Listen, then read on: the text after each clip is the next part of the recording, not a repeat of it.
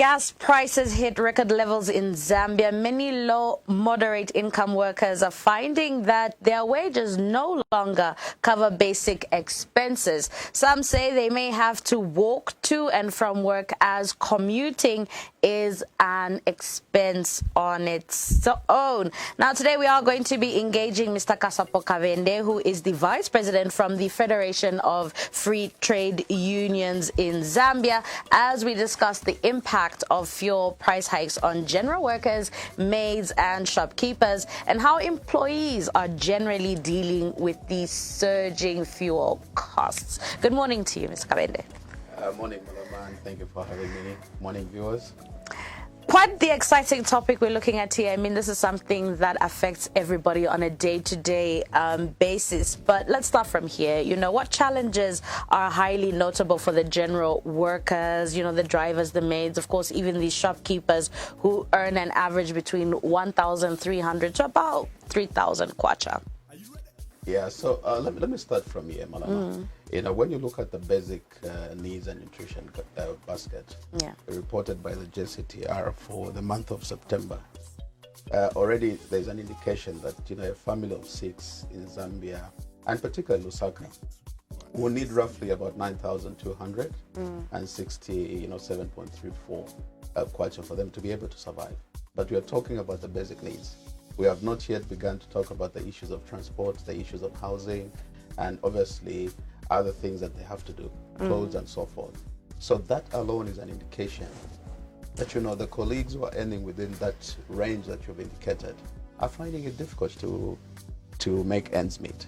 As such, they will have to begin to look at other means and ways of them to survive and be able to feed their families. Some of the notable challenges that we have noticed on the part of these workers, and as a labor movement we are concerned, you know, are issues to do with, you know, the erosion of their salaries. Obviously, you are fully aware that salaries are negotiated once in a year. But needless to say, you know, we've noticed the increase in the price of fuel has resulted in the increase in the, you know, commodities on the market, and obviously everything else that we have to do, you know, borders on fuel, because fuel has got a direct impact on the economy. So that also is an issue that needs to be addressed. Some of the other issues that we can talk about is failure for these families to be able to provide 3 decent meals in a day, because now they have to think, how do we manage? Others are going as far as having to eat 1 meal on a daily basis, and this is something that has to be addressed. Some of the other things that we can talk about is decent housing. Someone will probably think the best way that I can manage is for me to be able to move quite far away from the central business district as a way of trying to get cheaper accommodation. But that also does not provide a solution, because that an individual or worker will have to pay more on transport for them to get to work. That is also a challenge. Some of the other issues that we have looked at is financial stress, because these colleagues on a daily basis, they are thinking of where they're going to get money for them to be able to provide for their families. I've already spoken about the transport challenges, you know, increase in theft at their workplaces, because anything else that will be lying loose for them, they'll be able to think, I can sell this and be able to make money. This is something that we have to look. And most importantly, on the aspect of what we have noticed is the reduction in the productivity, because these colleagues don't have the time, you know, they don't have the peace of mind for them to be able to fully invest themselves in the work that they are doing. So this is something that has to be addressed, and obviously the earlier we do it, the better. Now, speaking of, you know, one of the issues being addressed, you know, I mean, when we look at, you know, our policymakers, you know, they are the realm of it all, looking to make at least progressive policies to be able to cushion the lives of the Zambian people. But what would you propose, you know, they could do, or what are some of the barriers they could look into, you know, to cushion the lives of the Zambian people, especially where fuel is concerned? Yeah, like I said, Malama, you know, fuel is one of the, you know, major drivers of the economy. So once fuel goes up, we are talking about the high cost of production. We are talking about the high cost of transport. You know, most of these things that we're producing in country, you know, the costs will have to go up. Also, the transportation of getting these commodities to the consumers, that also goes up. Needless to say, I think as a federation we acknowledge the efforts that government, has put in place in trying to address the fuel issue. But what we are looking for is the immediate solutions. And this is what every Zambian out there, every worker out there is looking for. I'll talk about the issue of the expansion of the Tazama pipeline. And government has spoken into that, and that can also provide a solution in a way that we are going to note a reduction in the petroleum prices and so forth. There is also government signing an SI to allow third parties to be able to access the pipeline. Those are some of the things that we have noticed. In the recent past, maybe the last year or two, government has also signed quite a number of bilateral agreements with a number of these countries that play a major role in the fuel, distribution globally and so forth. But as long as the Russia-Ukraine war remains, it makes it difficult for us to be able to manage this because the price of fuel globally, is not stable.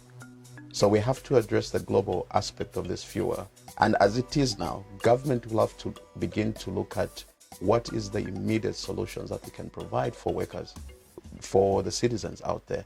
And some of these could even take us back to the conversations of the subsidies. When you refer to the Ministry of Finance budget that was presented last week, he spoke about the cry by the general public that government should reconsider reintroducing the fuel subsidies. This is an ongoing conversation that we cannot avoid at this particular time, because we cannot develop the country at the expense of the workers and vis-a-vis the citizens. But speaking of developing the country at the expense of, the citizens, and these are the workers that we are speaking on today, I know the issue of subsidies keeps resurfacing. But government, especially based on yesterday's presser from the Minister of Information and Media, and Cornelius Mwetwa, he did say that, the previous government did leave a heavy debt, that is being owed to oil suppliers. We're looking at $700 million.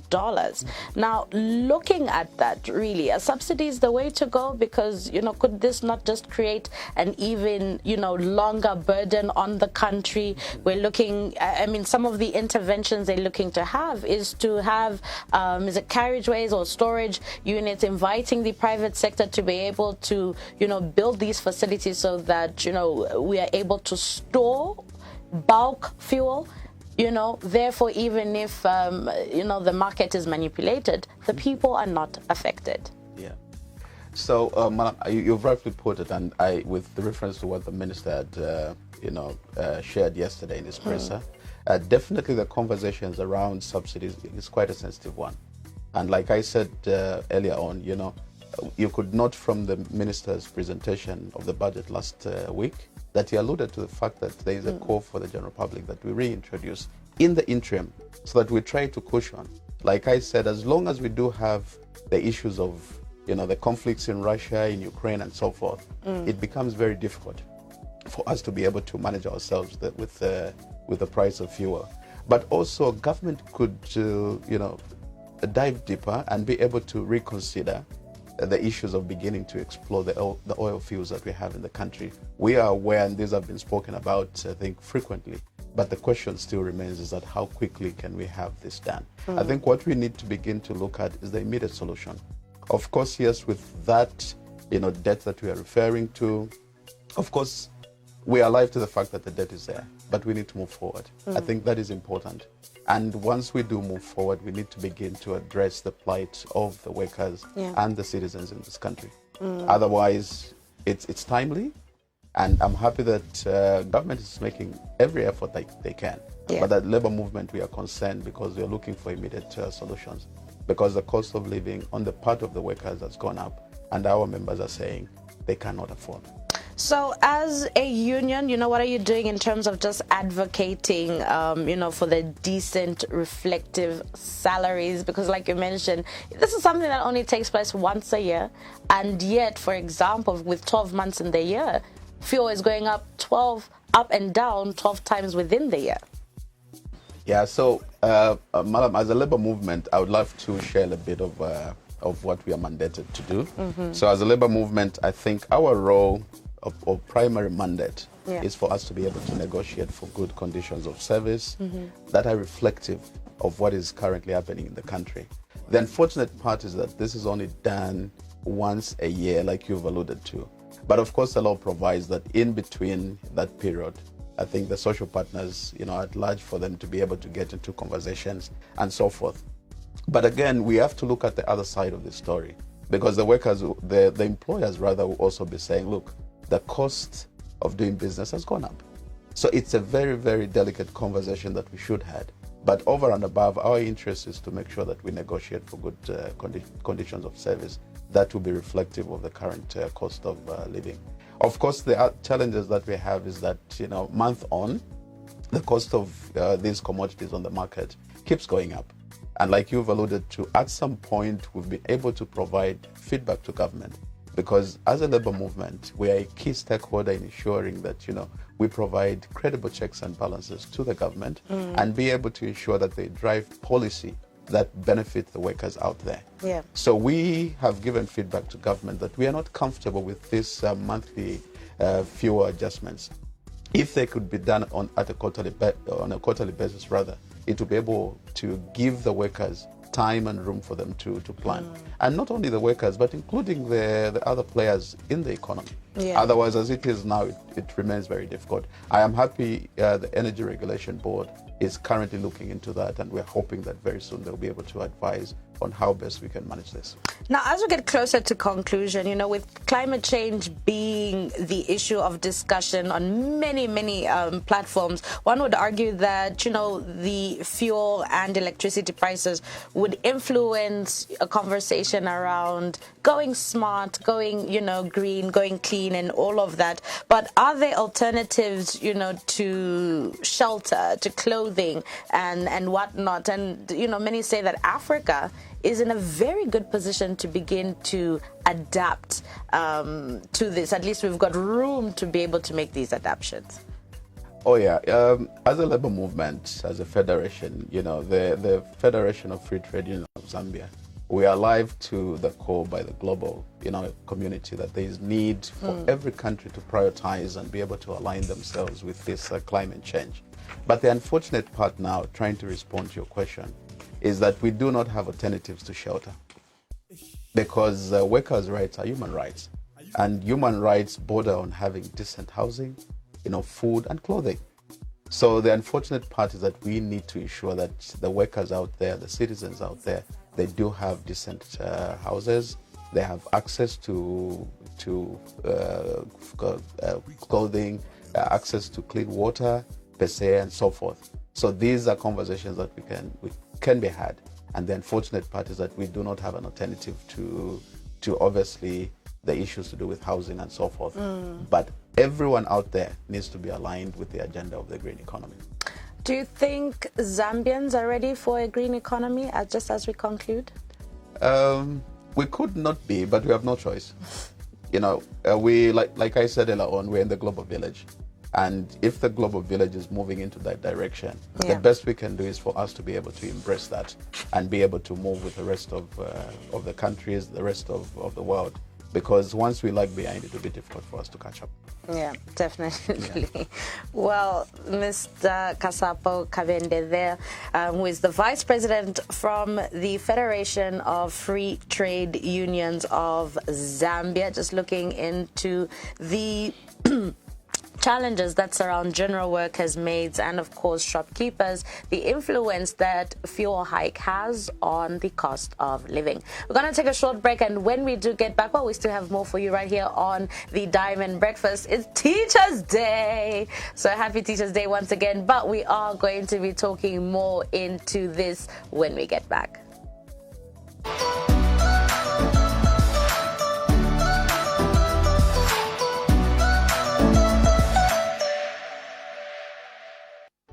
Good news, good news.